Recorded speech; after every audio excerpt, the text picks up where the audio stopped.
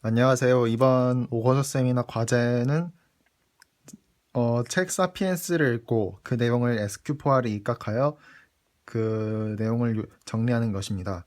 저 김정규가 속한 조는 13조로 저희 조가 맡은 챕터는 13챕터 성공의 비결입니다. 우선 보면은 책의 큰 제목, 주제는 성공의 비결이라 써 있고요. 그 다음에 사후 깨달음의 오류, 그리고 역사의 여신은 장님이라고 써져 있습니다. 이를 보아하니 인류가 어떻게 해서 성공할 수 있었는지 그에 대한 근거를 알아보는 것 같습니다. 우선 보면은 사후 깨달음의 오류라고 하는 것은 보아하니 첫 번째 장에서 저자가 어떠한 물음표를 제시하고 그에 대해 반박하는 것으로 보입니다. 그 다음에 역사의 여신은 장님이라는 것을 보아 저자는 역사는 인류가 원하는 방향으로만 흘러가지 않는다. 이런 것을 나타내고자 한 것 같습니다. 그래서 살펴보았을 때 첫 번째 페이지에서 저자는 인류가 어떻게 그 수많은 시간을 통해서 지구의 지배자로 군림할 수 있는지 그에 대한 성공의 비결을 제시하는 것 같습니다.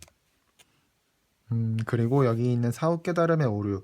이 소주제, 첫 번째 소주제 같은 경우에는 어떻게 하여 인간이 그에 대한 성공을 할 수 있었는지, 다시 우리가 과거로 돌아간다면은 지금 이루 모든 성과들을 다시, 업적들을 다시 성취를 할 수 있는지 그에 대해 묻고 있는데요. 그것이 불가능하다면서 반박을 하고 있습니다. 그 첫 번째 이유로는 사후 깨달음의 오류. 이를 통해서 저자는 현대 사회를 살아오고 있는 우리 자신들보다 미래에 있는 사람들이 현재 우리 시대에 대해 더 많이 알고 있다. 결정론자들은 틀렸다. 그에 대한 근거 자료들을 제시하면서 반박을 하고 있고요. 그 다음에 두 번째 소주제, 역사의 여신은 장님. 이 두 번째 소주제 같은 경우에는 우리는 역사가 하는 선택을 설명할 수 없지만 그 선택에 대해 매우 중요한 발견을 할 수 있다. 역사의 선택은 인류를 위해 이루어지는 것이 아니라는 사실이다. 이를 보아하건대 역사가 이루어지는 과정은 인류에게 이익이 되는 방향이 아니다. 그것을 설명하고자 하는 것 같습니다. 정리를 해보자면은 첫 번째 13챕터 같은 경우 큰 주제는 성공의 비결입니다. 여기에서 저자가 묻고자 하는 메인 퀘스천 같은 경우에는 우리 인류가 다시 과거로 돌아간다고 해도 지금의 세상을 다시 만들 수 있을까? 즉 우리 인류가 지금까지 살아오면서 이루었던 모든 업적들을 다시 원시 시대부터 시작한다면 이룰 수 있느냐 없느냐 이것을 막 묻고자 하는 것입니다. 하지만 저자는 그것이 불가능하다라고 주장하고 있는데요. 그 첫 번째에 대한 근거로는 사후 깨달음의 오류, 즉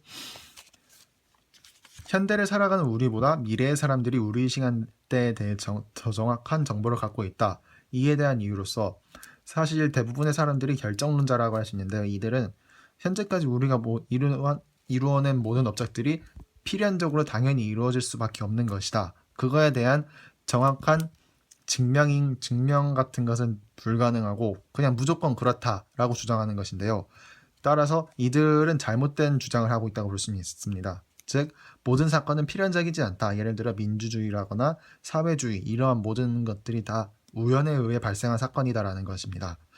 그리고 저자의 주장에 대한 두 번째 근거로서는 역사와 인류의 이익은 관련이 없다 이것입니다. 즉 우리가 살아오면서 이루어낸 어떠한 사건들이나 문화, 역사 같은 경우는 인류들이 진정으로 그것이 자신들에게 이익이 된다고 생각해서 이루어지는 것이 아니라 그저 우연에 의해서 이루어지는 것이라고 주장하는 것인데요. 이에 대한 근거로서 문화를 기생충이라고 보는 것입니다. 이에 대한 근거로는 밈 연구, 포스트 모더니즘, 게임 이론 등이 있는데요. 밈 연구 같은 경우에는 말 그대로 문화는 하나 정신, 즉 우리 인류의 정신에 기생하는 유전자이다라는 것입니다. 즉 우리의 의사와는 상관없이 문화는 우리 지금 나로부터 다른 사람 또 그 다른 사람에게도 계속 전파된다. 이것을 말하고자 하는 이론이고 포스트 모더니즘 또한 밈 연구와 비슷합니다. 그리고 게임 이론 이 같은 경우에는 우리의 의도와는 상관없이 어떠한 사건들이 일어나게 되는 양상, 그 현상을 분석하는 건데요. 결국에는 문화는 기생충이다라는 주장을 한 거랑 똑같다고 볼 수 있습니다.